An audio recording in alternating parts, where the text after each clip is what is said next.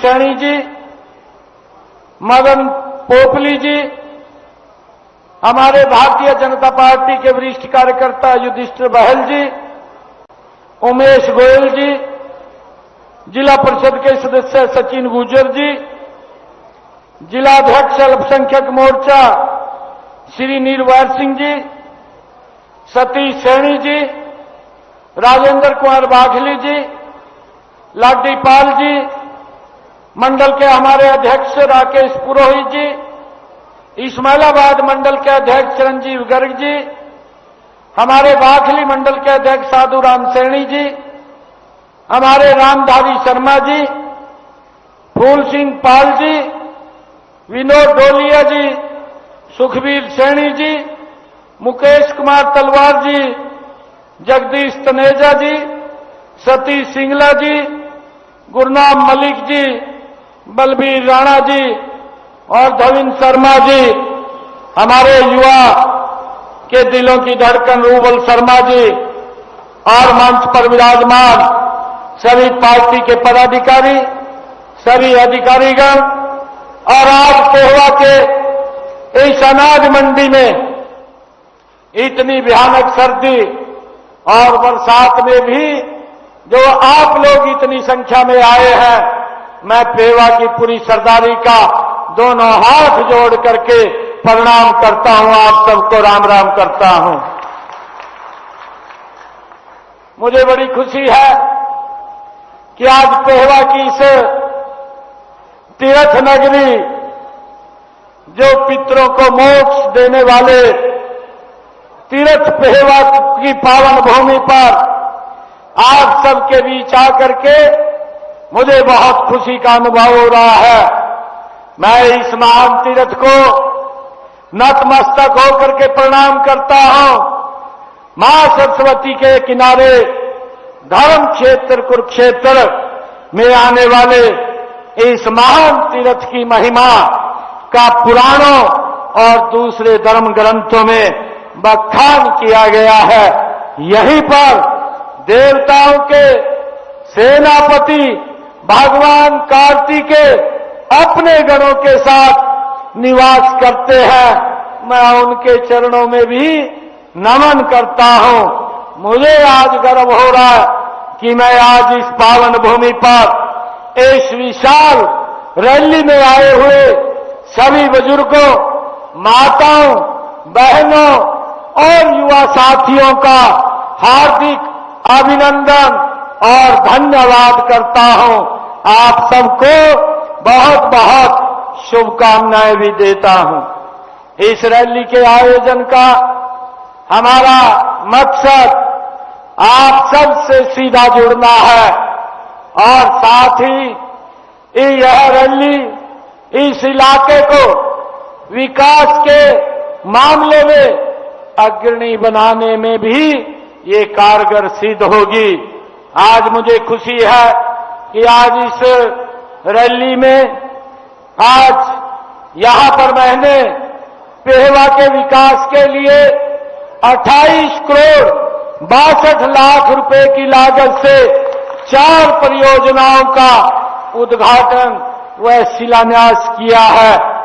इनमें प्राचीन सरस्वती नहर पुल, किसान सेवा सदन और 50 बिस्तर के शिलान्यास उद्घाटन किए हैं। इसका लाभ यहां के क्षेत्र के लोगों को वो मिलेगा। ये हमारी सरकार की सोच है, सबका साथ, सबका विकास और सबका विश्वास, सबके प्रयास से हम मजबूती से आगे बढ़ रहे हैं। हम माननीय प्रधानमंत्री नरेंद्र मोदी जी के सबका साथ सबका विकास विजन के अनुरूप तथा हरियाणा एक, हरियाणवी एक के भावना से हम पूरे हरियाणा प्रदेश का समान रूप से विकास कर रहे हैं। हम यह नहीं देखते कि हमारा यहां से विधायक है या विपक्ष का विधायक है। हमारी सोच सबका साथ, सबका विकास लेकर के हरियाणा प्रदेश को आगे बढ़ाने का हमारा मूल मंत्र है और हम इसको लेकर के आज आगे बढ़ रहे हैं। मैं यहां यह विश्वास दिलाने आया हूं कि सरकार आपकी है। हमारा उद्देश्य सिर्फ एक है कि हर क्षेत्र का विकास और हर नागरिक का उत्थान हो। आपकी हर शिकायत को सुनने और सुधारने का ये हमारा कर्तव्य है। हम मजबूती से इसको आगे बढ़ाने का काम करेंगे। मुझे ये भी खुशी है कि हमने माननीय प्रधानमंत्री नरेंद्र मोदी जी के विकसित भारत बनाने के लक्ष्य को पूरा करने के लिए हम सब ने मिलकर के मजबूती से आगे बढ़ना है। इस काम में हरियाणा का अधिकतम योगदान सुनिश्चित करना है। मैं आपको विश्वास दिलाता हूं कि पेहवा विधानसभा क्षेत्र के विकास में हमारी सरकार कोई कमी नहीं रहने देगी और गति से इसको आगे बढ़ाने का काम करेगी।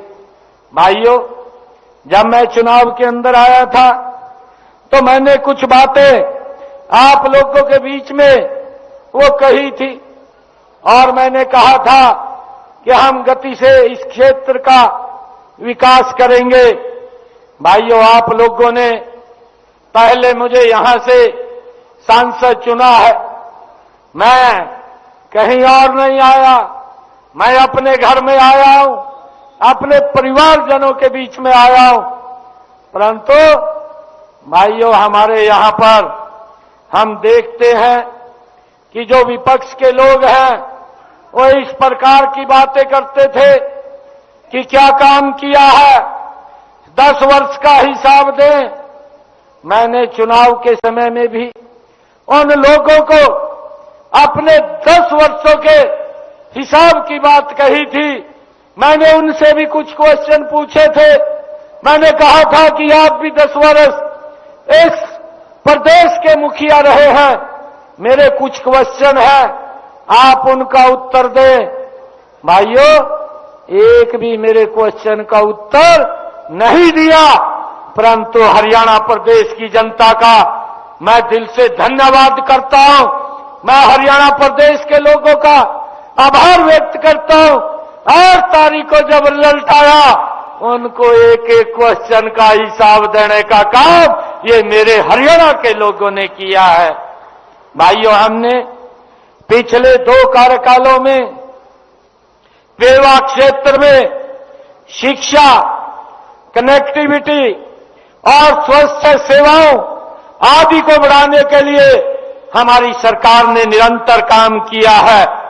इस क्षेत्र में विकास कार्यों पर हमने पिछले 10 वर्षों में, भाइयों, पिछले 10 वर्षों में पेहवा विधानसभा के अंदर 1057 करोड़ रुपए के विकास कार्य ये हमारी डबल इंजन की सरकार ने यहां पर किए हैं। परंतु मैं उन लोगों का भी हिसाब देना चाहता हूं जो लोग हिसाब मांगते थे। मैं आज उनको बताना चाहता हूं, ये पेहवा की सरदारी के बीच में बताना चाहता हूं कि आप भी 10 वर्ष तक इस प्रदेश के मुखिया रहे हैं। आपने 10 वर्षों के अंदर मात्र 353 करोड़ रुपए के विकास कार्य पेहवा में करवाए और हमारी सरकार ने 1057 करोड़ रुपए के विकास कार्य पेहवा के अंदर कराए हैं। भाइयों, एक बहुत बड़ा अंतर ये हमें देखने को मिलता है। ये तो हमने यहां पर विकास कार्य 1057 करोड़ रुपए के कराए, परंतु इसके अलावा हमने इसी क्षेत्र के अंदर हरियाणा के विकास को गति देते हुए 152D, जिसके ऊपर 12,000 करोड़ रुपया हमारी सरकार ने इन्हीं 10 वर्षों के अंदर यहां पर खर्च करने का काम किया है। और मुझे खुशी है कि हमने 3400 करोड़ रुपए का जो ये 4 लाइनिंग रोड अंबाला से लेकर के हिसार जो मेरे इसी क्षेत्र से गुजरता है, ये भी इन्हीं 10 वर्षों में हमारी सरकार ने कराने का काम किया है। हुड्डा साहब पूछते थे ना कि हिसाब मांग रहा हूं, अरे हिसाब तो हम दे रहे हैं, परंतु आप अपना हिसाब भी बता दीजिए कि आपने अपने कार्यकाल में क्या काम किए हैं, क्या नहीं किए हैं। भाइयों, मैं बोल रहा था, मैं ये बात बोल रहा था कि 8 तारीख को जब रिजल्ट आएगा, ये कांग्रेस पार्टी ये पीजीआई के भाई आईसीयू में भर्ती हो जाएगी। और 8 तारीख को हरियाणा के लोगों ने वो करके दिखा दिया है। भाइयों, ये लोग ये यहां पर ये लोग झूठ फैलाने का काम करते हैं, ये झूठ बोलने का काम करते हैं। भाइयों, लोकसभा के चुनाव के अंदर अरे राहुल बाबा को कुछ और नहीं मिला, एक संविधान के जो डॉक्टर भीमराव अंबेडकर जी ने पवित्र संविधान बनाया, उसी की बुक ठेका खड़ा हो गया। कहा अगर मोदी तीसरी बार प्रधानमंत्री बन गया तो संविधान खत्म हो जाएगा। अरे राहुल बाबा, मोदी तो इस देश को संविधान के अनुरूप चला रहा है, परंतु कांग्रेस पार्टी खत्म हो रही है। 2029 के अंदर कहीं अब दिखाई नहीं देगी। ये झूठ भी आप लोगों का बिकने वाला नहीं है, जो झूठ आप लोग बोल रहे हैं। भाइयों, किस प्रकार का झूठ इन लोगों ने बोला है और बोला है। तो भाइयों, लोकसभा के अंदर मैं तो आप सबका दिल से धन्यवाद करता हूं कि आप लोगों ने हमें यहां से नवीन जिंदल के रूप में सांसद दिया है। नहीं तो भाइयों, ये उसकी झूठ की वेट चढ़ने वाले थे। परंतु हमारे लोग बोले यार, मैं कहीं भी गया भाई, जब मैं चुनाव लड़ रहा था और आदरणीय प्रधानमंत्री जी ने और हमारे केंद्रीय नेतृत्व ने जब मुझे जिम्मेवारी दी, मैंने डट करके काम किया और काम किया तो मुझे पूरे प्रदेश के अंदर जाना पड़ता था। मैं जब प्रदेश के अंदर जा रहा था तो मैं एक दिन अपने हल्के लाडवा में आया। मैं जब शाम को वहां पहुंचा एक गांव के अंदर, 2 गांवों में मैं गया तो मेरे को कहने लगे, कहा जी यहां तो दुष्प्रचार कर रखा पूरा। मैंने कहा क्या कर रखा भाई, बताइए। वो कहने लगे, कहा ये तो मुख्यमंत्री नहीं बनना है। कहा वोट देकर क्या करांगे, कहा आप अपनी वोट भी खराब करांगे, कहा मुख्यमंत्री तो उड्डा बन रहा। मैंने कहा मखा हुड्डा 8 तारीख को पीजीआई के अंदर भर्ती होगा और आप लोगों के सामने भाइयों, पूरे हरियाणा प्रदेश ने, मैं जानता था कि तीसरी बार non stop Bharatiya Janata party की सरकार बनाने का काम किया है। उनके भ्रष्टाचार के ऊपर भाइयों नकारने का काम हरियाणा प्रदेश के लोगों ने किया है। जो लोग भाइयों ये बोलते थे कि हम नौकरियां हिस्से के हिसाब से देंगे, उस बात को नकारने का काम मेरे हरियाणा प्रदेश के लोगों ने किया है। भाइयों, हमारे हरियाणा प्रदेश के लोगों ने जो क्षेत्रवाद था, परिवारवाद था, जो भेदभाव होता था, भाइयों उसको भी नकारने का काम हरियाणा प्रदेश के लोगों ने किया है। भाइयों, हमारे लोग बात में आएंगे, मैं कह भी रहा मखा भाई, मैं तो अपने घर मां हूं, यहां से थोड़ा ध्यान कर लियो।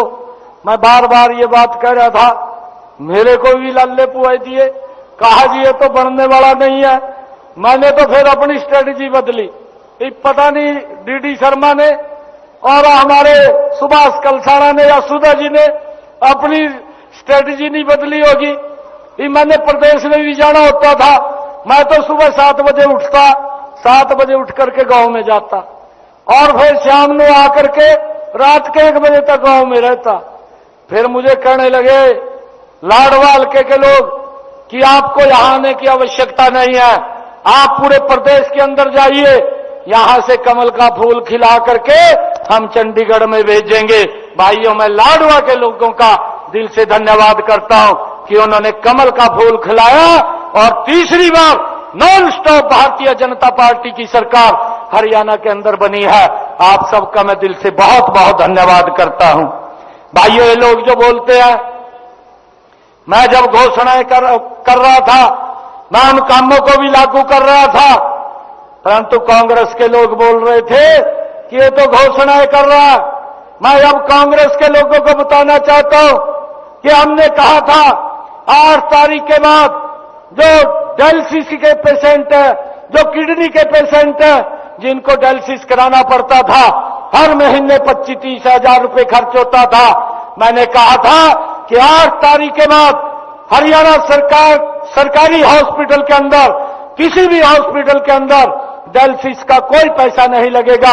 8 तारीख के बाद बंद हो गया है, किसी का कोई 5 पैसे नहीं लगता, ये हमने कहा था और भाइयों उसको पूरा किया है। मुझे ये भी खुशी है, हमने अपने संकल्प पत्र में कहा था कि जो हमारे पट्टेदार किसान हैं वो लंबे समय से भाइयों खेती करते थे, परंतु भूमि उनके नाम नहीं थी। हमने कैबिनेट के अंदर लेकर के आए और अभी मैं विधानसभा के अंदर बिल लेकर के आया और विधानसभा के अंदर हमने निर्णय किया कि जो पट्टेदार किसान हैं उन किसानों के नाम, जिनके 20 साल से ज्यादा जमीन के ऊपर काश्त कर रहे हैं, ऐसे सब किसानों को कलेक्टर रेट लेकर के उनको मालिकाना हक देने का काम ये हमारी सरकार ने किया है, जिसका लाभ मेरे यहां पर बहुत बड़े लोगों को मिल रहा है। और भाइयों ये लोग बोलते थे कि ये एमएसपी को बंद करेंगे।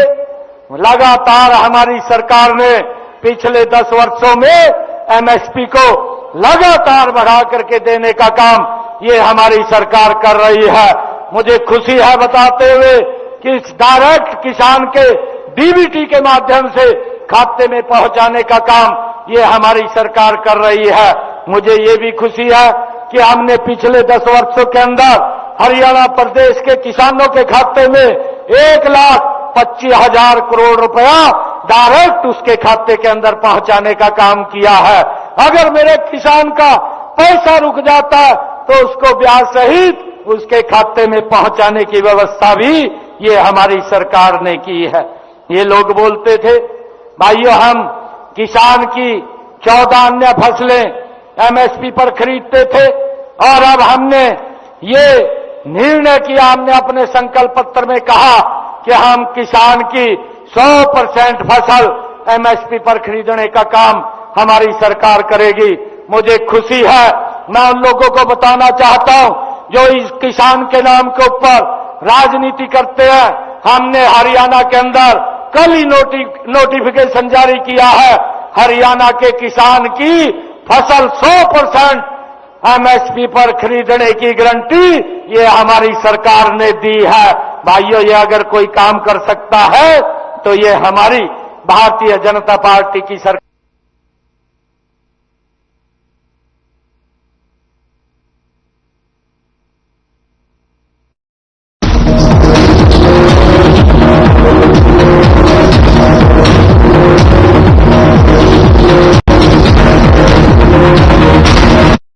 उनको बरगलाने का काम करते हैं। भाइयों हमने ये भी निर्णय किया कि जो हमारे किसान, अभी बरसात कम हुई थी और उस बरसात के कारण किसानों के खर्चे ज्यादा हुए थे, हमने ये निर्णय किया था कि किसान के खाते के अंदर प्रति एकड़ 2,000 रुपए पहुंचाने का काम हमारी सरकार करेगी। 825 करोड़ रुपया हमारी सरकार ने किसान के खाते के अंदर पहुंचाने का काम ये किया है। मुझे ये भी खुशी है, हमने किसान को भावांतर भरपाई वो भी देने का काम किया है। और मुझे ये भी खुशी है कि हमने पिछले 10 वर्षों के अंदर इस पेहवा हल्के में 180 घोषणाएं की थी। 180 घोषणाओं में से 104 घोषणाएं हमने पूरी की है। 36 के ऊपर काम चल रहा है। भाइयों एक भी ऐसी घोषणा नहीं है जिसको पूरा नहीं किया, ये हमारी सरकार उसको पूरा करने का काम कर रही है।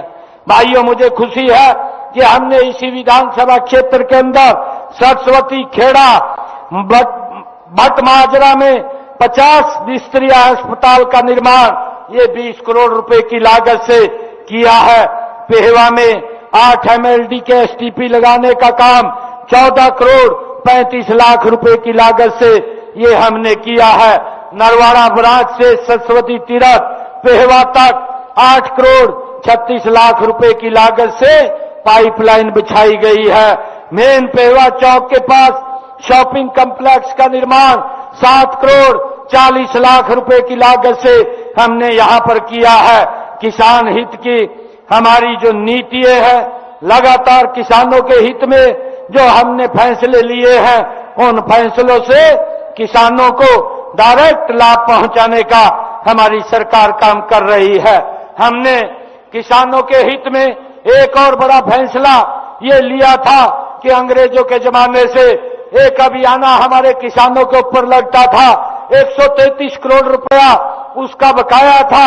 उस 133 करोड़ रुपए को भी हमने पूरे के पूरे को माफ किया और अभियाने को जड़ से समाप्त किया, ताकि आगे हमारे किसानों के ऊपर ये अभियाना न लगे। और भाइयों बहनों, मैं आज आप लोगों को एक और बात ये बताना चाहूंगा कि हमारी सरकार ने यह भी निर्णय किया कि जिन लोगों के मकान पंचायत भूमि के ऊपर बने हुए थे और उनके ऊपर एक कोर्ट की तलवार लटकी रहती थी, कोई शिकायत कर देता था, शिकायत करता था तो उसका मकान गिरने के आदेश आ जाते थे। हमने अपनी कैबिनेट के अंदर फिर विधानसभा के अंदर बिल ला करके उससे भी राहत दिलवाने का काम किया है कि अगर पंचायती भूमि के ऊपर किसी व्यक्ति ने मकान बना लिया है और 20 वर्षों से वो बना रखा है, उसका भी कलेक्टर रेट लेकर के उसके नाम करने का निर्णय ये हमारी सरकार ने किया है, ताकि किसी व्यक्ति को कोई दिक्कत परेशानी ना आए। भाइयों, हमने ये भी कहा था अपने संकल्प पत्र में, जिसका कांग्रेस के लोगों ने विरोध किया था कि ये रिजल्ट निकाल रहे हैं, इसके ऊपर पाबंदी लगाई जाए, युवाओं को नौकरी नहीं मिलनी चाहिए। भाइयों, इन्होंने कोर्ट में जाकर के चीफ इलेक्शन कमीशन के पास जाकर के भाइयों एप्लीकेशन दी और उन्होंने आदेश दिए कि जब तक कोड ऑफ कंडक्ट है कोई रिजल्ट नहीं निकलेगा। हमने बोला कि भाई हम क्यों निकालेंगे, हम तो जब कोड ऑफ कंडक्ट खत्म होगा तब निकालेंगे। परंतु मेरे पास हरियाणा प्रदेश के काफी युवा इकट्ठे होकर के आए और वो कहने लगे कि आप रिजल्ट निकालिए। मैंने कहा कि कांग्रेस के लोग ये चुनाव योग में गए, ये कोर्ट के अंदर गए और जाकर के वहां पर इन्होंने कहा कि रिजल्ट नहीं निकालना। परंतु मैं आप लोगों को एक वचन देता हूं, एक बात आप लोगों के बीच में कहता हूं, मैंने युवा साथियों के बीच में कही कि मैं जब शपथ लूंगा पहले आपको शपथ दिलवाऊंगा, आपको ज्वाइनिंग लेटर दूंगा। और मुझे खुशी है आज आप लोगों के बीच में बताते हुए कि जो हमने कहा था हरियाणा प्रदेश के 24,000 बच्चे, ये इतिहास में इतनी बड़ी नियुक्ति है, ये पहली बार हुई है। 24,000 बच्चों को पहले ज्वाइनिंग दिया, फिर मैंने अपना चार्ज लिया। भाइयों, जो हमने कहा उस बात को पूरा करने का काम ये हमारी सरकार ने किया है। अब तक हमने हरियाणा प्रदेश के अंदर बिना पर्ची बिना खर्ची के 1,71,000 युवाओं को सरकारी नौकरी देने का काम ये हमारी सरकार ने किया है। और हमने कहा है आने वाले समय के अंदर ये हमारी सरकार बिना पर्ची बिना खर्ची के 2 लाख युवाओं को और नौकरी देने का काम ये हरियाणा सरकार करेगी। भाइयों, निर्णय भी हमने किया है। और आप सब जानते भी हैं कि ये लोग तो बोलते थे कि HKRN को बंद करेंगे, जो पार्ट 1 और पार्ट 2 पे लगे हुए हैं उनको बाहर दिखाने का रास्ता दिखाने का काम करेंगे। मैंने कांग्रेस के लोगों को कहा कि ये लोग आपको ही बाहर रास्ता दिखाने का काम करेंगे। और भाइयों, हमने निर्णय किया, हमने अपनी कैबिनेट में पास किया, कैबिनेट के बाद हम विधानसभा में लेकर के आए 1,20,000 हमने युवा साथियों की नौकरी को सुरक्षित करने का काम ये हमारी सरकार ने किया है। भाइयों, ताकि बच्चों को कोई दिक्कत परेशानी ना आए। भाइयों, मुझे ये भी खुशी है कि हमने पिछले दिनों में हरियाणा प्रदेश के अंदर एक रोड मैप खड़ा करके हर 20 किलोमीटर के ऊपर बेटियों को एक कॉलेज बनाने का काम भी ये हमारी सरकार ने किया है। और मुझे खुशी है हरियाणा प्रदेश के अंदर 79 कॉलेज पिछले 10 वर्षों के अंदर बने, जिनमें से 32 महाविद्यालय जो कॉलेज है वो बेटियों के लिए बनाने का काम हमारी सरकार ने किया है। भाइयों बहनों, हमने ये भी निर्णय किया है कि गरीब बच्चों को पढ़ाई में कोई दिक्कत ना आए, उनको 12वीं कक्षा तक फ्री में एजुकेशन देने का काम, कोई फीस नहीं लगेगी, ये हमारी सरकार कर रही है। बेटियों को ग्रेजुएट पोस्ट ग्रेजुएट तक पढ़ने के लिए कोई फीस नहीं लगती, वो भी निर्णय हमने किया है। भाइयों, हमने ये भी निर्णय किया है, ये लोग जो बोलते थे कि सरकार कोई काम नहीं कर रही, मेरे पास युवा साथी आते थे और दिक्कत फीस की होती थी। अब हमने ये निर्णय किया, एससी समाज और बीसी समाज के बच्चे भारत के किसी भी सरकारी कॉलेज, किसी भी यूनिवर्सिटी के अंदर, चाहे वो इंजीनियर कर रहा है, चाहे वो डॉक्टरी कर रहा है, चाहे वो अन्य कोई अपनी पढ़ाई कर रहा है, ऐसे सब बच्चों की फीस का जिम्मा ये हरियाणा सरकार का होगा। किसी भी माँ बाप को कोई 5 पैसा नहीं लगेगा। ये भी निर्णय हमारी सरकार ने किया है। भाइयों, मुझे ये भी खुशी है कि हमने एक योजना आयुष्मान भारत चिरायु कार्ड आदरणीय प्रधानमंत्री जी ने चलाई। अगर किसी व्यक्ति को कोई दिक्कत बीमारी आ जाती है, उसको इलाज के लिए चिंता नहीं है। हमने पिछले 10 वर्षों के अंदर हरियाणा प्रदेश के 16 लाख ऐसे लोग हैं जिन्होंने इस योजना के तहत अपना इलाज कराया और उस इलाज के लिए हरियाणा सरकार ने 2139 करोड़ रुपया उनके इलाज के लिए देने का काम मुफ्त में हमारी सरकार ने किया है। और हमने ये भी अपने संकल्प पत्र में कहा था, 8 तारीख के बाद जो हमारे बुजुर्ग हैं जिनकी आयु 70 साल से ऊपर है, ऐसा कोई भी बुजुर्ग है, अगर उसको कोई दिक्कत या कोई बीमारी आ जाती है, उसके इलाज की चिंता परिवार को नहीं है, अब उसके इलाज की चिंता नरेंद्र मोदी जी और हरियाणा सरकार को है। उसको भी अलग से 5 लाख रुपए का आयुष्मान कार्ड ये हमारी सरकार ने देने का काम किया है। आप उसका रजिस्ट्रेशन करा करके इस योजना के साथ जुड़ करके उसका लाभ ले सकते हैं।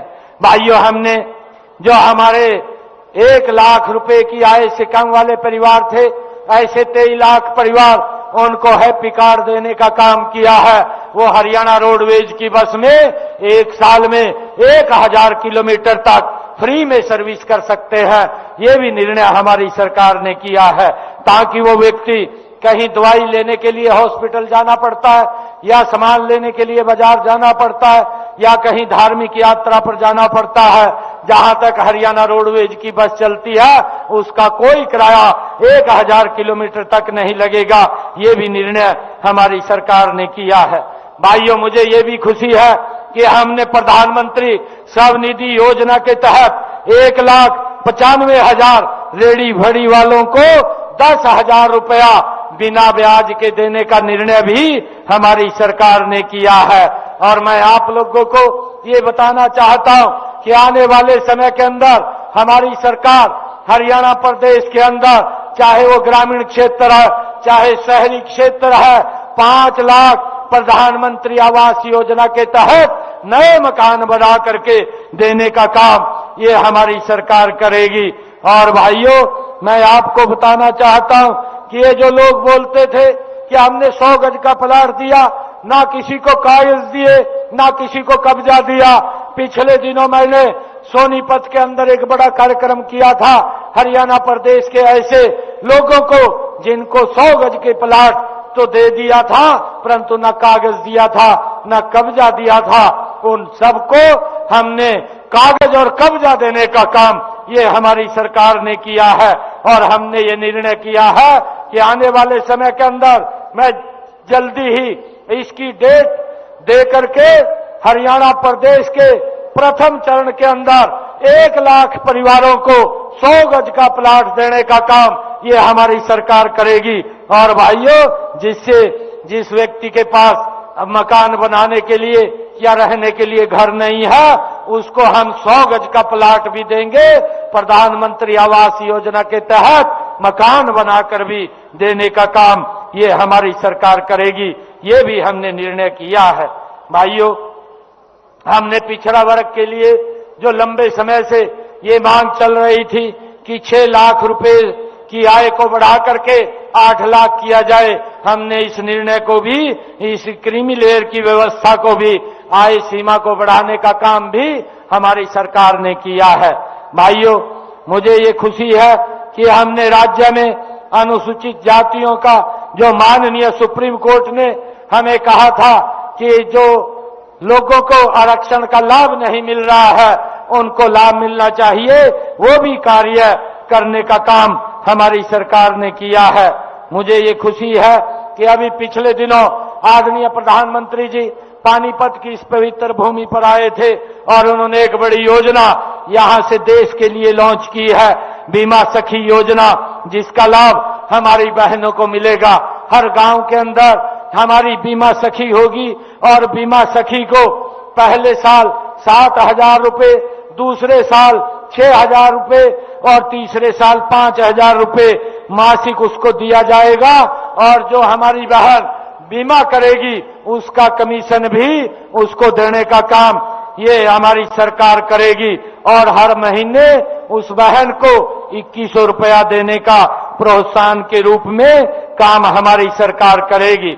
हमने ये भी निर्णय किया है कि अभी हमारा जो बजट सेशन आएगा, मैंने अधिकारियों को कहा है कि हमने जो संकल्प पत्र में बातें कही थी धीरे धीरे करके उनको पूरा करने का काम हमारी सरकार करेगी। हरियाणा प्रदेश के अंदर हमारी बहनों को हमने एक बात कही थी कि हर महीने 2100 रुपए देने का काम ये हमारी सरकार करेगी। उसका भी हमने पूरा प्रोग्राम, उसका पूरा का पूरा बजट बनाने का निर्णय हमने किया है। और मुझे ये भी खुशी है कि हमने पिछले दिनों बहनों को एक बात कही थी, हमारी सरकार 500 रुपए में गैस का सिलेंडर उपलब्ध कराएगी। आज बहनों को हरियाणा प्रदेश की 13 लाख ऐसी बहनें हैं, ऐसे परिवार हैं जिनको 500 रुपए में गैस का सिलेंडर उपलब्ध हो रहा है। बाकी का पैसा हरियाणा सरकार उनके खाते में डालने का काम कर रही है। भाइयों, मुझे ये भी खुशी है कि हमने पिछले दिनों कहा था कि 5 लाख महिलाओं को हम लखपति दीदी बनाएंगे। मुझे खुशी है कि हमने 1.5 लाख से ज्यादा बहनों को लखपति दीदी बनाने का काम किया है और इसके ऊपर गति से काम चल रहा है।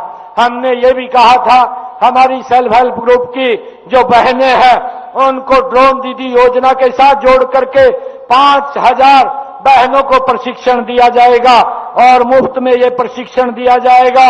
और जब वो प्रशिक्षण लेकर के उसमें स्किल हो जाएंगी तो ऐसी बहनों को 8 लाख रुपए का ड्रोन मुफ्त में देने का काम हमारी सरकार करेगी। ऐसी हमने 100 बहनों को प्रशिक्षण दे करके 8 लाख रुपए का ड्रोन देने का काम किया है ताकि वो अपने काम को गति से आगे बढ़ा सकें। मुझे खुशी है कि आज आप लोगों के बीच में मुझे आने का ये मौका मिला है। मैं आज आप सबका दिल से पेहवा की सरदारी का धन्यवाद करता हूं। और जो हमारे डीडी शर्मा जी ने इस क्षेत्र के विकास के लिए कुछ मांग पत्र मेरे सामने रखा था।